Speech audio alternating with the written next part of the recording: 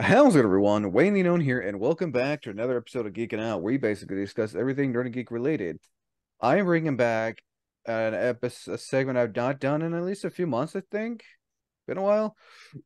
We are doing another Nerd Fact Friday. Pitting, it's still kind of up in the air if this is going to be a one part, just a one whole segment, or two parts. We'll see. I am joined once again by Bob Greenwade, who's done Nerd Fact Friday before, I believe. I don't remember doing one, but I have to look. And yeah. Karen, this is also Karen's first time as well with Nerd Fact Friday. Basically, Nerd Fact Fridays, we're going to be talking about a bunch of fun nerd geek facts from everything from comic books, video games, TV shows, movies, you name it. Um, so I guess I will go first. I gotta make sure to look at. Oh, well, here's one. Uh, bu- bu- bum. So I'm looking so this source I'm looking at is independent.com about films and everything. This is from a number 4 one.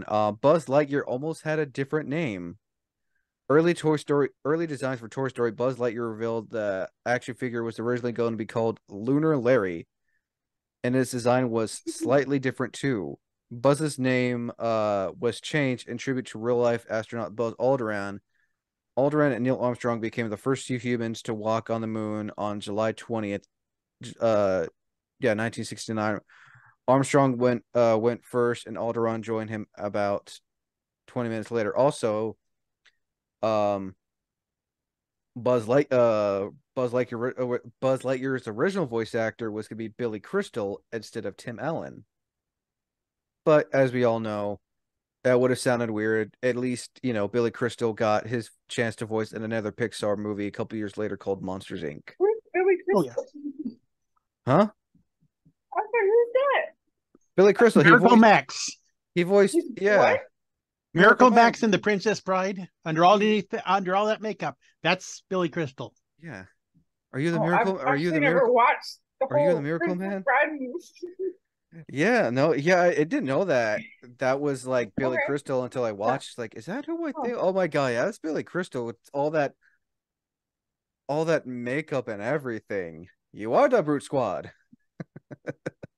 Yeah, But yeah, they could. Of course, I think now they could probably do a remake and get Billy and Carol Kane to come back and do it without makeup. oh, ooh, ooh. Carol Kane is now on Star Trek: Strange New Worlds. Who? Carol Kane, Oh, who played Valerie on that, and oh, she played oh, that guy. uh, um, Oh, he's Michael Jackson. Simca on Taxi and a number of other oddball oh roles, yeah. and she's really good with that. I think in Scrooged, she was the uh, ghost of Oh, she Christmas Past, was. She was. I can hear the voice now. and um, but she's now I think the chief engineer of the Enterprise on Star Trek: Strange New Worlds. Hmm. Also, another little fun fact about Billy Crystal: he was the voice of Calcifer in Howl's Moving Castle, that flame demon. Yeah, he got Right. his start on Soap, Oh, the sitcom Soap, oh wow.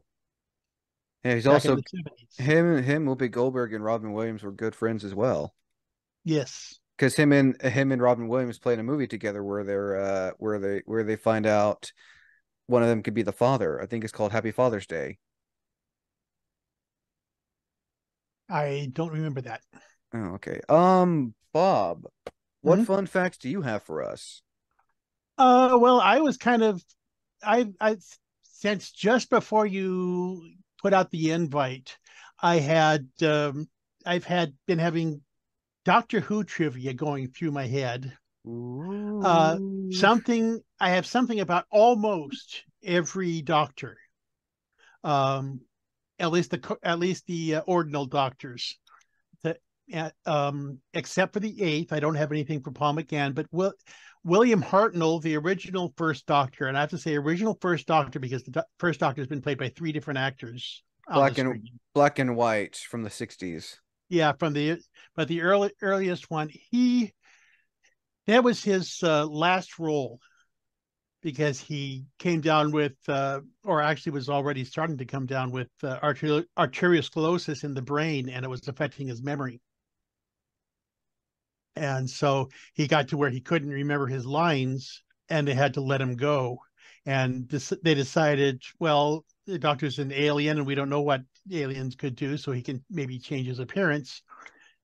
And so the concept, that's how the concept of regeneration was born.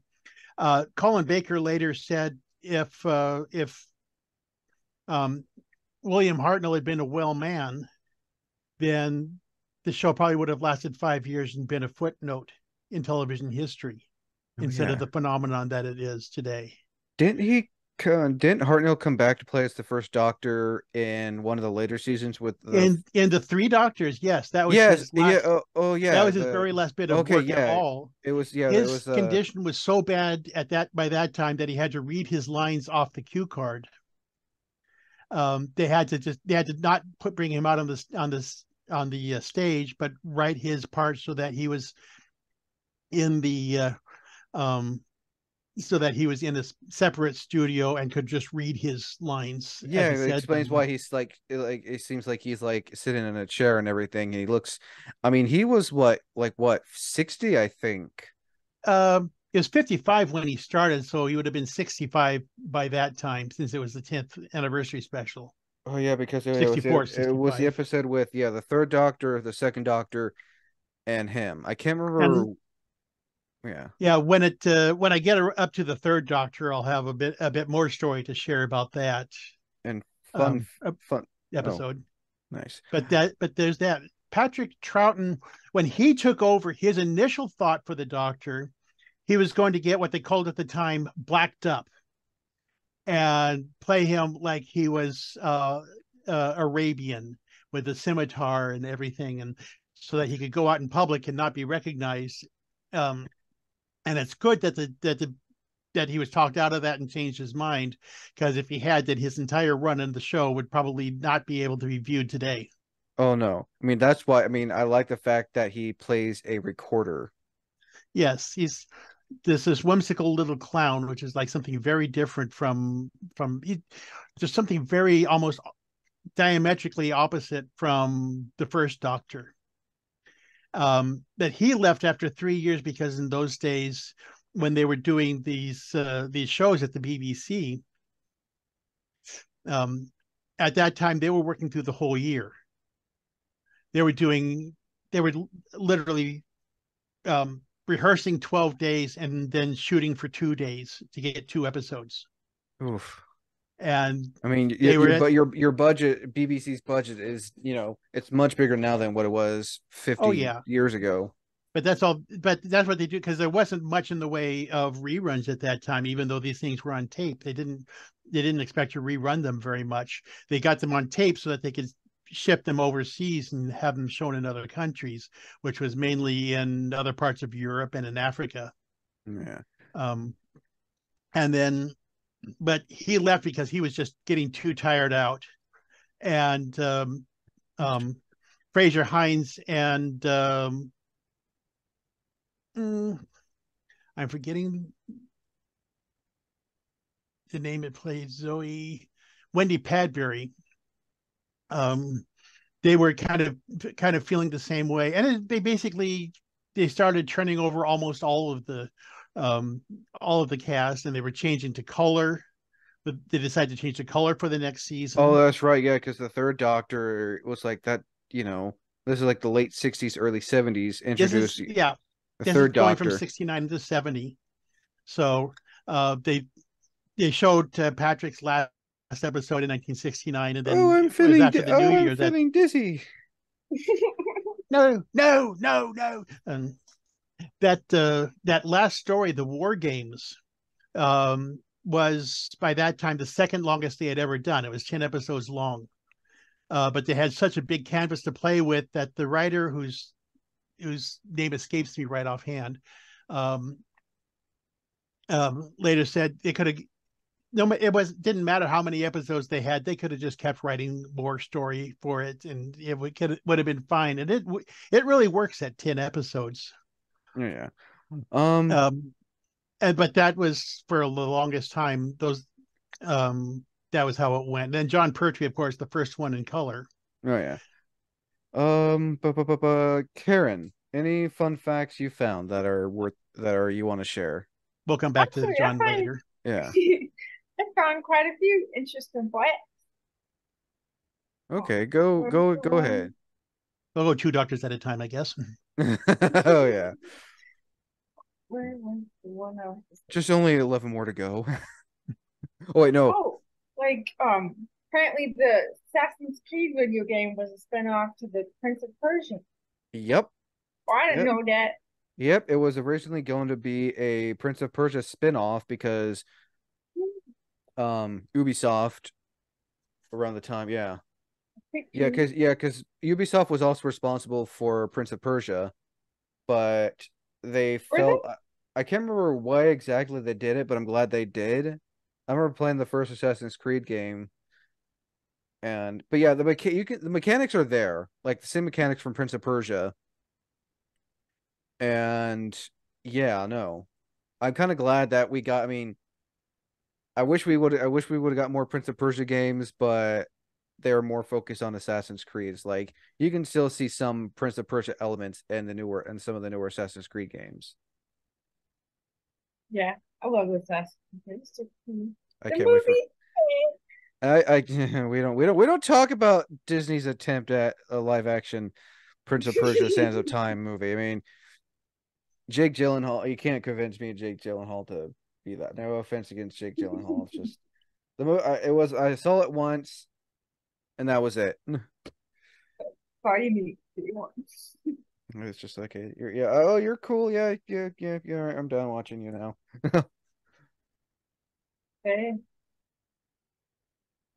Mm. Um, wait. Apparently, the PS2 is also the most sold video game console of all time. Yep. I know because I bought one too. It's like, oh, I need I another can't one. remember how many it sold, but the A PS2 went lot. on from like I want to say it came out in the late 90s, early 2000s, and it lasted. It was released on March 4th, 2000 in Japan, and then on North America on October 26th, 2000. I remember back in like 2008 and whatnot, even like 2000, oh, not even that, like I want to say 2010 or something. Like 10 years later, they were still selling PS2 games. So I remember it was like 2010 and going to Walmart and they had like they were still selling PS2 games because of how popular the PS2 was. Like, yeah, you had the PS3 out by now.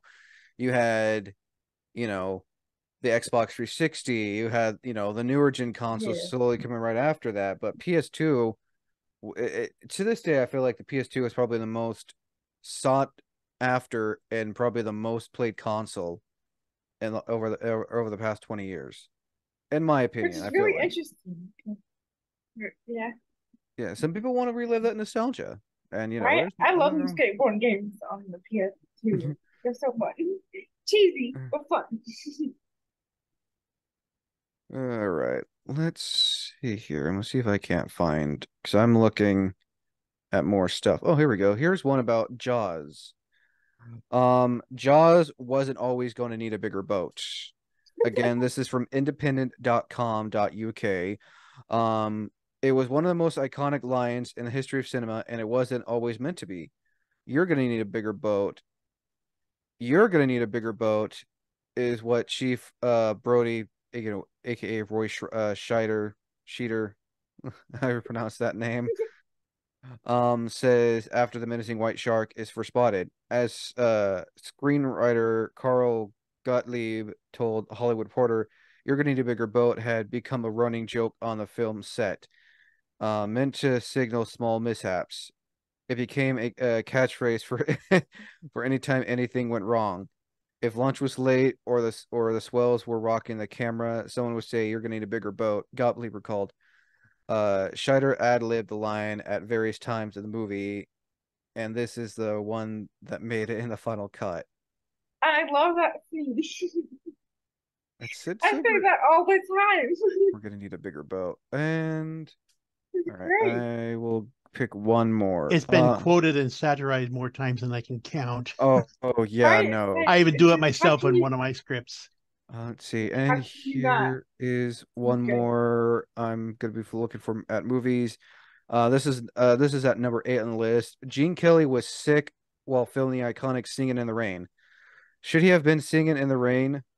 According to Patricia Ward Kelly, Gene Kelly's wife from 1992, his death in 1996. The performer was sick while filming his number and "Singing in the Rain."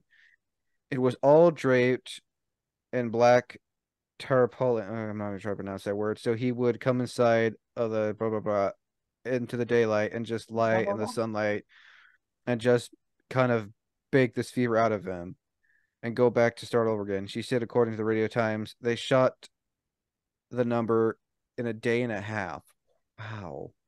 Again, this was back, Sing in the Rain came out in the 60s or was it Um, 50s? Did Let it? me check. I know the movie's over like 60 years old. Singing in the Rain, 1952. But poor Gene Kelly. The So umbrella. here's an interesting fact. It's reported that Tom Holland is supposed to play as Gene Kelly in a Gene Kelly biopic movie. Reportedly. Is gonna do that scene. We'll see if we know That would be if we great. know anything about biopic movies, they always like to embellish certain things and change certain things. They're very Especially, great at the lip sync thing. So yeah, Oh yeah, I no. that's think she starting to will pull fade. it It didn't off. always used to be there. Oh yeah. Another Singing in the Rain trivia. Donald O'Connor, when he did who famously did the Be a Clown segment with all of its physical antics and everything and running up the wall and doing flips, had moderate to severe arthritis. From doing that or before that? Before that, Oh, so wait, That was he probably didn't actually? help. I mean, he was held by wires, right, when doing the running up the wall thing and nope. doing the back. So he had arthritis while doing his little run on the wall and backflip thing. He Yep. breaks something up. Oh, How did he not die? How did he not like hurt himself? right? This is, Breaks I mean, bones. it is amazing that anybody could do that, And do that stunt. But he was what, he was in his 30s? uh, let me see. Let me go and look all this up. Let's see. Singing in the Rain. Donald O'Connor was born in 1925. Oh my. So So he would have been he was in 27. okay, he was in his late 20s. That's a long time ago. Okay, man. But having Yeah. arthritis at such a young age though. He had, yeah, moderate. It was kind of moderate to severe. Well, my wife had arthritis as comorbid with Turner's syndrome almost from birth. And it was classified as moderate to severe. And when my doctor a couple of years ago told me that my arthritis was fairly mild, I decided, okay, I am a wimp. Colleen was Batman. Is superhero.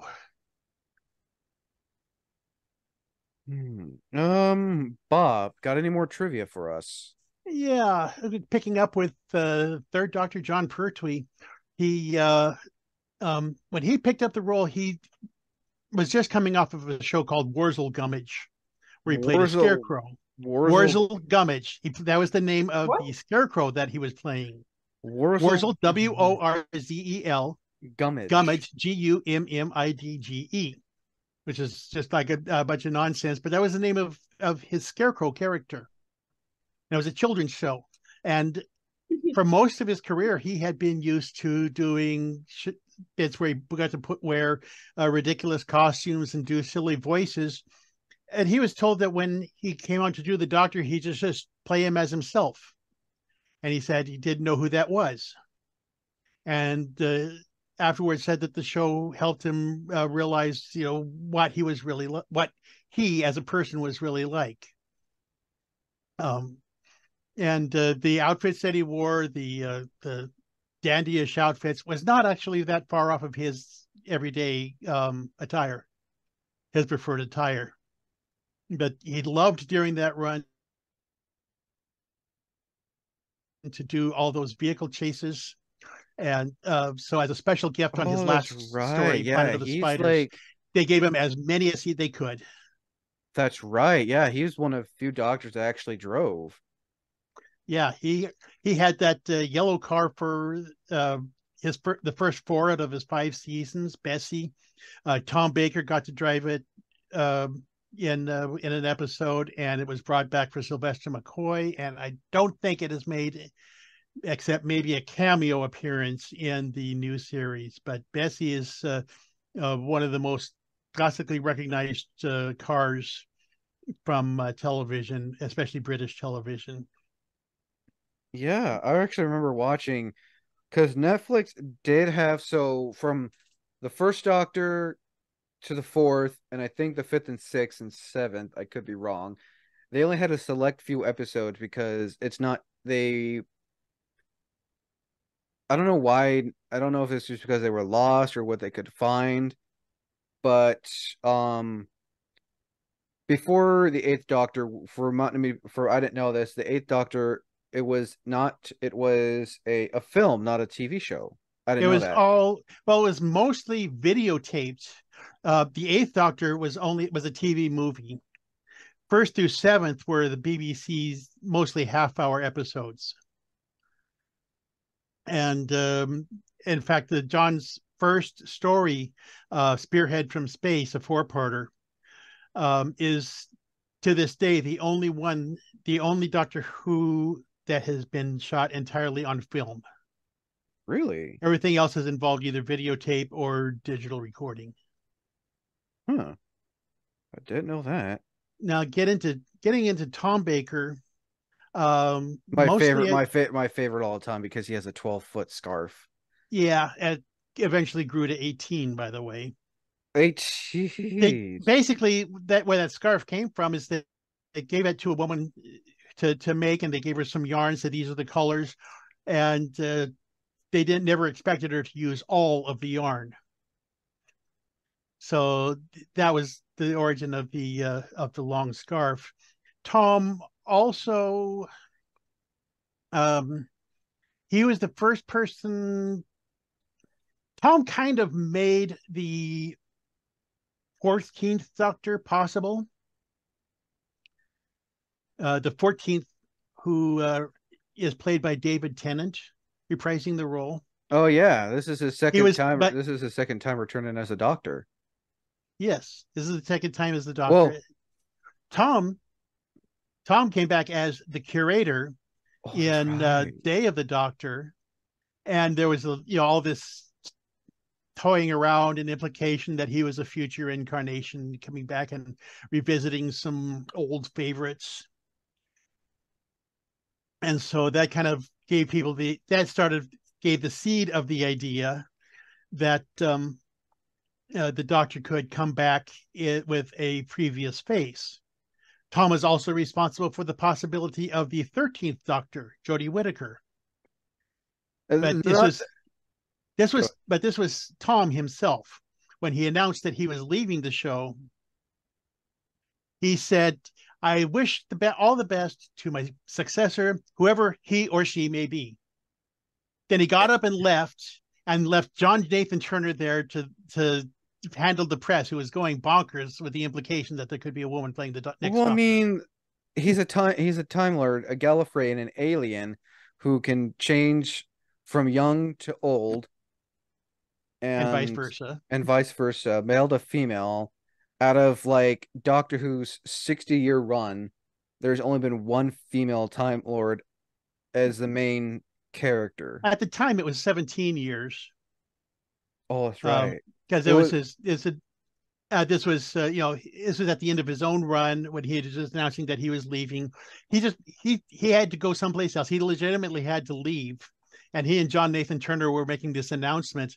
So he just said, "I wish my successor the best of luck, whoever he or she may be." Then he got up and leave and left John sitting by himself. It's like, wait, what? What'd you Uh, say? No, come back. I don't want to deal with the wolves. yeah, so I don't want to deal and with the bad wolves. John Nathan Turner was the producer from Tom's second season until the end of the classic series. Oh, so he's been on. So that he was been on since like it first started back in the '60s.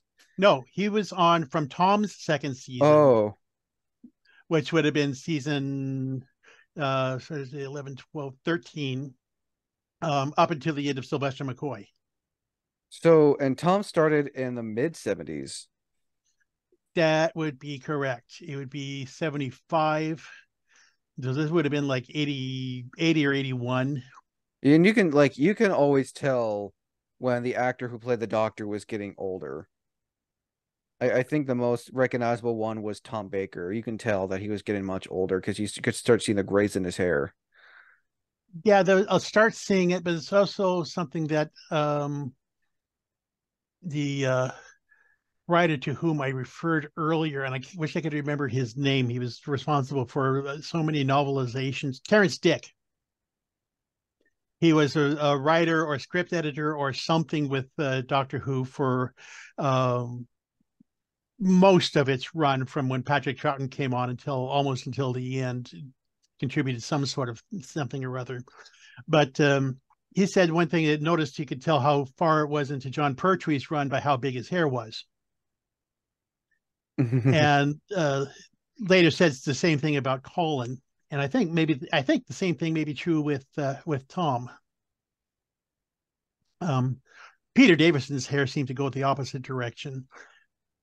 With Peter, let's see, Fourth Doctor. Oh, Tom also has a couple of interesting other credits. He was in a BBC production of one of the Lion, Witch, and the Wardrobe sequels, the Chronicles of Narnia shows. Oh, there were shows? Yes, they had shows on BBC from producing all the Chronicles of Narnia with, of course, the 70s production values. And also for fans of Star Wars Rebels, he was the voice of the Bendu, the personification of the balance in the Force. Nice.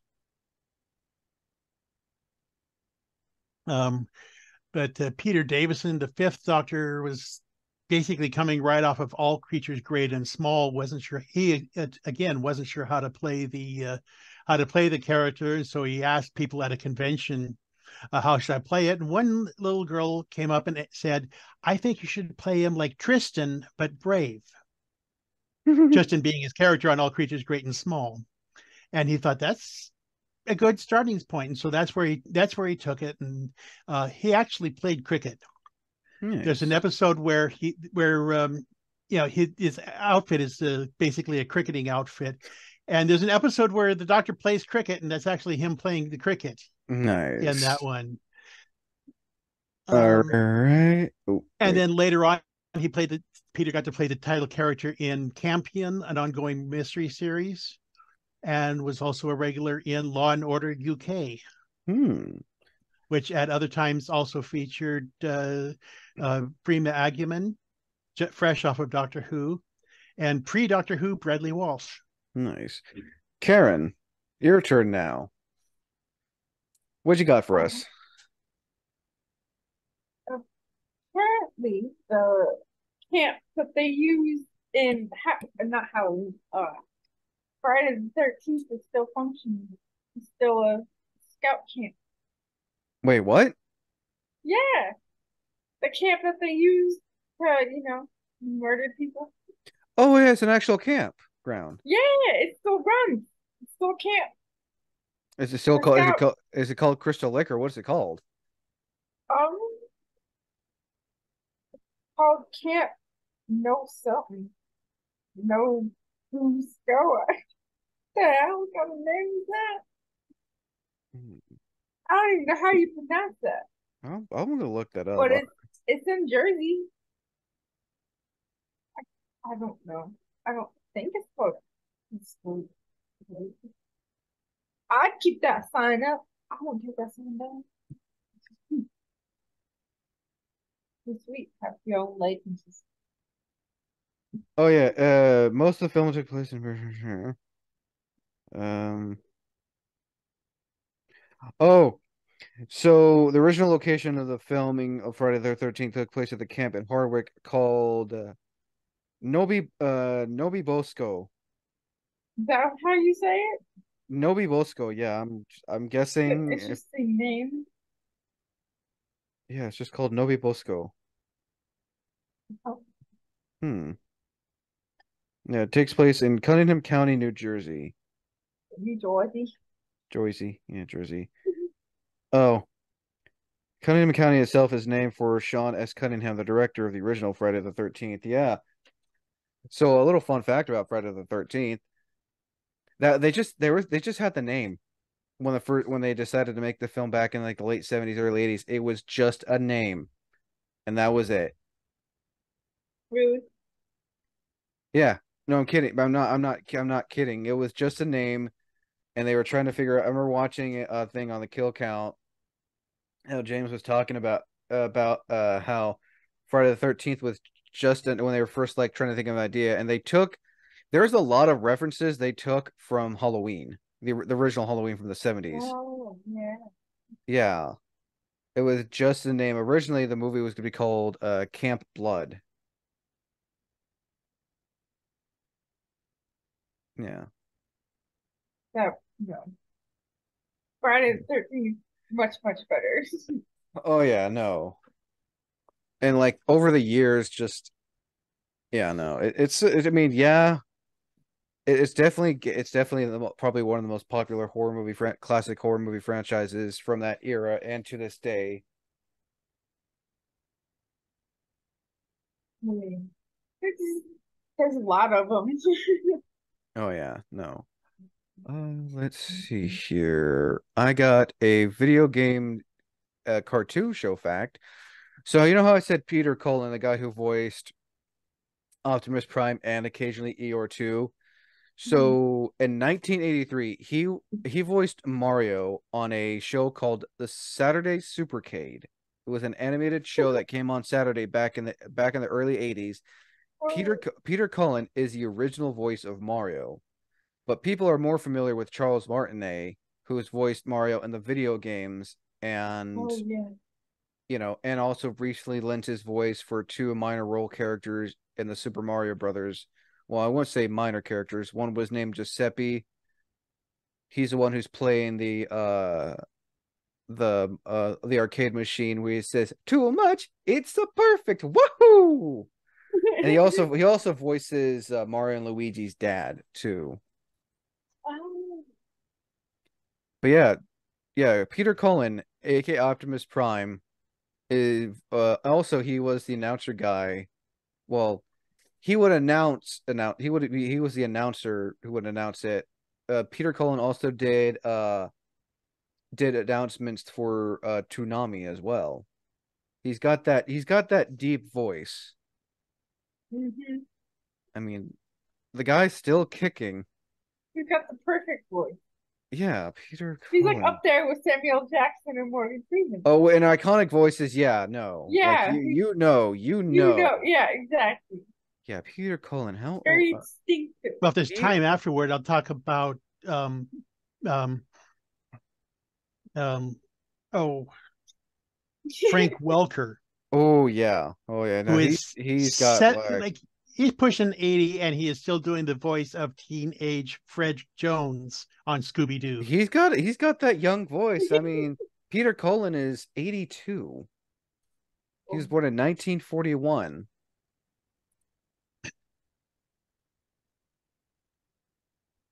He's up there. That's just There are crazy. several who say that Welker has surpassed Mel Blanc as the greatest voice actor ever. Oh, oh yeah. I don't know about that. Yeah. Thanks. Yeah. Frank Welker is 77, but I wouldn't know about that because Mel Blanc, he did over a good chunk of all the voices in Looney Tunes. Um, he at some point or other did all of them. Yeah, I mean, He was Tweety Oh, and Sylvester really? and Daffy and Bugs, and he did manage to take over Elmer Fudd with some he practice. also did like minor. Foghorn Leghorn. He also did like minor characters as well, like um, he did a lot of the screaming. He did background characters. And he was also a regular on Jack Benny's radio show and recurred on his television show, He's also the voice of Barney Rubble in the the Flintstones, ori- the original one. the Yes, and original. Yeah, he also was Jack Benny's car. really. Yeah, there's a story behind that. Um, they had a recording of the car that was supposed to be when they first heard it, Hmm. and suddenly the machine broke. And so Mel just kind of stepped up to the mic and did the sounds. And it said, and the producers decided that is how that's going to be from now on. But yeah, Frank Welker, he's been voicing Fred since the show came out in the late 60s, early 70s, and he's the longest, yeah, recurring role ever. I mean, Fred Jones has been voiced by other characters, but Frank Welker holds it. Casey Kasem also held it for the longest time too until his passing. Yes. Well, I mean, I take that back. In like the 90s and like some other like animated adaptations of Scooby-Doo, there were other actors like when they did that 90s run of the Scooby-Doo movies where like the monsters were real, like Mm-hmm. Zombie Island, Witch's Ghost, Alien Invaders, and Cyber Chase, that was voiced by a completely different guy. And you had Matthew Lillard, who played as a live action version of him, voiced him in some other animated stuff. But also, I didn't realize this. Casey Kasem was also a disc jockey, and he had his Casey own radio. Kasem was the host for many years of American Top 40 on the radio and the television. And he also has an iconic voice. It's a shame that he passed away, but Yeah. him and Frank Welker's voice from Scooby Doo are the most iconic. Um, yeah. And Don Messick as Scooby. Oh yeah. Actually, I'm looking that up right now. Oh no, not Alan Reed for Fred. Yeah. Okay. So Frank. Yeah. Original voice. Um. Yeah. But Fred has been you primary can voice. also go look at Oh, IMDb. listings and look at all of the dozens of animal voices and animal characters that he has done. Oh. I mean, if you he's in both of the Aladdin films, he was both Abu and the Cave of Wonders, as well as the tiger. And also one of Love him. Razul's guards. Oh yeah. Oh so yeah. So yeah, Frank Welker has been the primary voice of Fred Flint. I mean, not Fred Flintstone, Barney but Rubble. well, no, Frank Welker has been voicing the Fred and Scooby Doo since 1969, which was the very first, which you know, Yeah, but since 1969, he's been voicing. So for over 50 plus years, he's been the main voice of Fred. The only one Fred who's Oh like Jones. my. the only one who's done the longest. If I have to put like another, you know, if I have to, give credit to another voice actor who's been doing the character for the longest time, may he rest in peace, Kevin Conroy, who's been voicing Batman for over 30 years. And if you want to get technical, him and Adam West are the only two actors who have played the role of Batman for the longest time. Oh yeah. I There forgot are about some good old animated roles Adam West. you just always come up with some. But Frank has just had such. He's also the original voice of Megatron in Transformers. Oh, that's right. He was also the voice of the monkey in Captain Planet. Hmm. And you can just kind of go on and find just about anything with any animated thing with animal noises. It was a period in the 80s and early 90s where my wife and I would watch a movie and we would hear animal noises of something or see an animal character that is expressive, and we'd say, that's probably Frank Welker. Oh yeah, he was the And voice. 95%, and I think there's like one time where we were wrong. Oh yeah, I mean that the guy he has like he's definitely up there like an iconic voice actor, and he's an actor I would love to meet and get the chance to talk to as well. Yeah, I sure. mean, he's one of those, but again, I would consider he's one of those actors like it may be a little hard to get a hold of because he's so well known, but he's also at that age where it's like he's he. I mean, I don't know if he will be acting until the day he dies, or maybe one day he's like, I'm just gonna just pass it off to someone else. Oh, he's just going to keep going. He's he's so humble that he refused to be in the documentary. I know that voice because he didn't think he had anything to share. Oh yeah, he. No, I remember that came out in 2013. I remember seeing him in that because him and John DeMont. Yeah, because I remember No, Frank was not in that.